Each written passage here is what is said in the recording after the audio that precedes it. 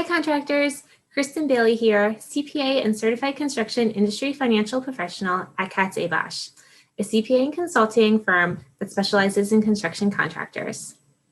This month, we're talking about cost segregation studies, which can create a huge tax benefit, not just for contractors, but for anybody who owns commercial real estate. So a really broad overview of a cost segregation study is when a building is placed in service, it's depreciated over 39 years for federal tax purposes. But with a cost segregation study, the building owner, the CPA, and engineer can work together to identify parts of that building that can qualify for shorter life depreciation, 15, 5, or 7 years. And with this shorter life depreciation, not only are you accelerating your deductions from 39 to maybe 15 years, but you could also qualify for bonus or Section 179 depreciation, creating a huge deduction in the first year the building is placed in service or the year that you have the cost segregation study done. Here with us today, we have Conrad Jennings from the Jennings-Denovich Group. Conrad has been doing cost segregation studies for over 21 years and has assisted many Katz Abosch clients with cost segregation studies and with saving a lot of tax dollars. So Conrad, thank you so much for joining us. Thanks for having me, Kristin. Can you tell us a little bit about what is an ideal building for a cost segregation study? Well, ideal buildings are primarily going to be those that are based on type of property or type of business being done within that building.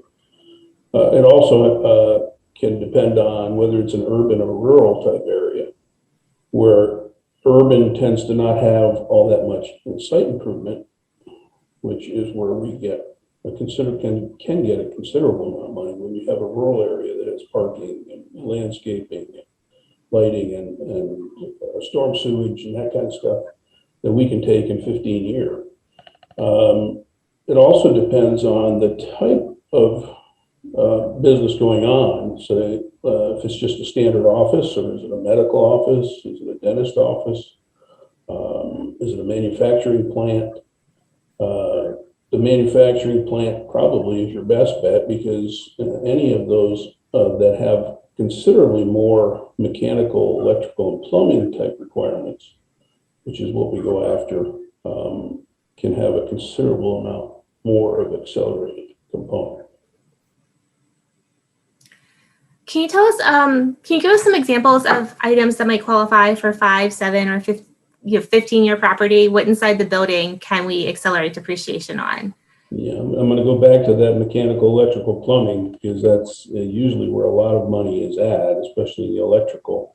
If it's a standard office, usually your HVAC, your mechanical, is primarily going to be for creature comfort. And if it's creature comfort, then it's not anything that can be accelerated. However, if they have a computer room that has a HVAC unit within the computer room that's there for the computer systems, that is, of course, available to take. In medical or dental offices, there may be specialty exhaust, there may be specialty gas lines, gas systems, compressed air. All of those items we're going to look at. Over and above that would be items such as your interior finishes, wall coverings, floor coverings, cabinetry. So, there's a lot to look at, but you're going to get a lot of bang for your buck for your site improvements as well. So the combination of those is really where we get most of our benefit. Right. How does a study differ if you are buying a building and renovating versus building a building? Well, and building a building, we don't normally speak to the client prior to, so they're going to build a building the way they want. And we're just going to basically what we call reverse engineer. We're going to take those drawings and costs and evaluate what is built. So a new construction we would not do until the actual building was complete. We could see the site visit, but we won't actually do the job until we actually have final costs, which would be normally the final AIA contractor payout, and then all the additional soft and hard costs that are paid outside the general contractor. that need to be capitalized against the project. As far as purchases, purchase is going to be primarily, it's going to be your settlement closing statement, your purchase price. Now, some people take that purchase price and allow for some of the closing costs within that to be capitalized as well, which probably should be. And then what we do is get the land allocation for that property. So that purchase price plus any closing costs that need to be capitalized, and then you subtract the land allocation, that gives us our basis. And then we go in and do a site visit, which we do a site visit on every project we do, and evaluate all the components at that point and price everything and tie to that tax basis. Mm-hmm. How about for a renovation? Is there any difference there? Renovations are obviously going to be a higher percentage, so that's why the renovation cost basis can be lower, because we're not looking at all that structural component that you're looking at from a ground up construction. Mm-hmm. But you got to keep in mind that if you purchase and there are renovations that are going to be done, we need to see that purchase prior to any demo and renovation work being done. You also want to remember that if you purchase property and you have the intent, if the owner has the intent when he buys that he's going to gut it and redo it, then whatever is going to be demoed would have absolutely no value. So in that case, we would have to evaluate whether it's even worth doing a cost segregation study at that point. Okay. And then as far as, the cost of the building or the renovation, are there certain guidelines that you say this, above a certain amount is an ideal candidate? Well, obviously, the more money we have to work with, the better the numbers are going to look. But again, it goes back to the same thing. We'll do a free estimate once we evaluate the building and what type of business is going on and what we think we can get out based on the experience that we have with that type of property. Then we can evaluate an ROI. But as we were talking, the tenant improvements, it can be as low as $200,000 or $300,000 if it's a tenant improvement to a property that, such as a dental office or a medical office building, or an addition to a manufacturing plant or a refrigeration storage facility. Those are the type of items that are going to have a lot of extra pieces and parts that you wouldn't see in a just standard office building. Is there anything about the current tax laws and the current tax environment that makes doing a cost segregation study more advantageous than in the past?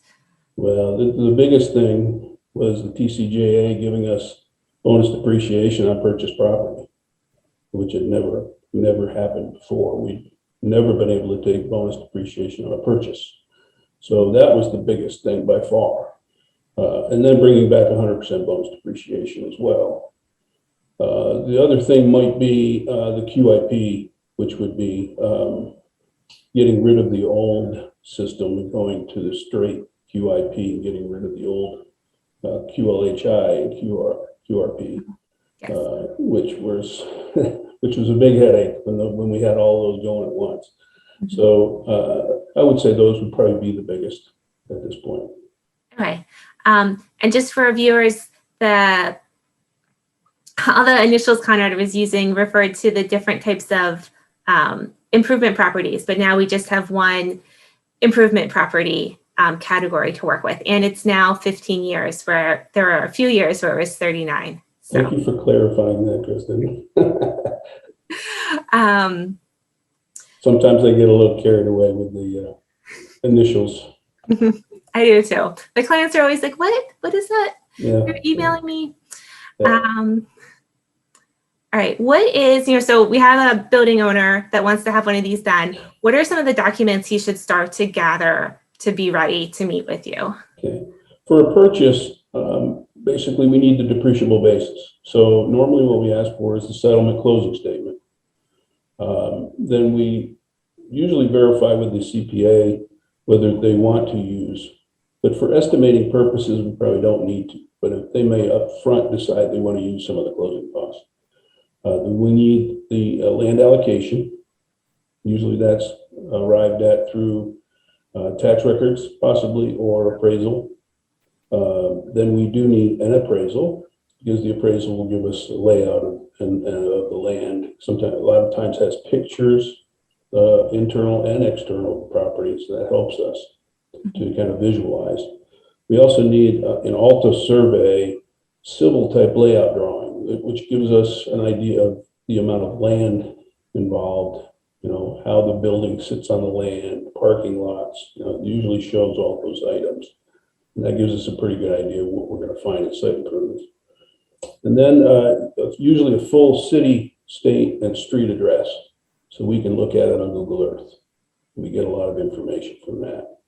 So that's very helpful. As far as new construction, primarily what we're looking for there is a pay app, AIA document, the contractor application for payment. There's a couple different names that people use, and not everybody uses the standard AIA document, but they all know what it is.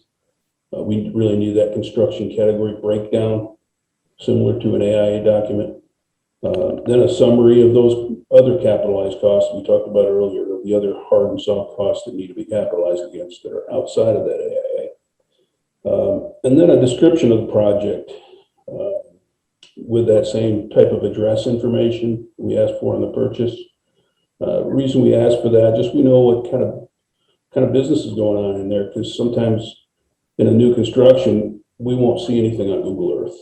So, but sometimes when we have the address, we can go to Google and actually find some information on that property.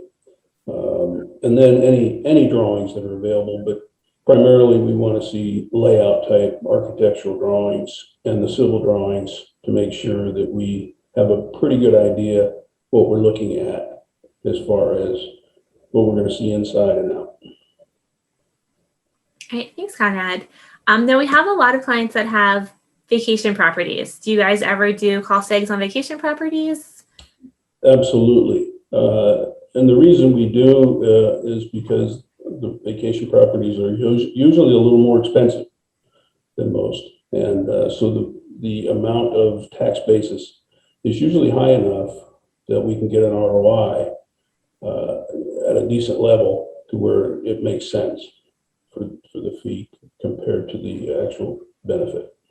Okay, great. Well, Conrad, thank you for joining us. I just wanted to remind everybody before we log off that real estate losses can be subject to certain limitations. So you definitely want to check with your tax advisor before embarking on a cost segregation study. Additionally, the cost segregation study will provide you with the support if the IRS ever audits your depreciation records. So it's really important to have this support if you are going to take accelerated depreciation on real estate. And that is, part of what your cost segregation study vendor, the Jennings-Cenovich Group will provide you with at the end of the engagement. So thanks for logging on and listening, and we'll see you next month, contractors.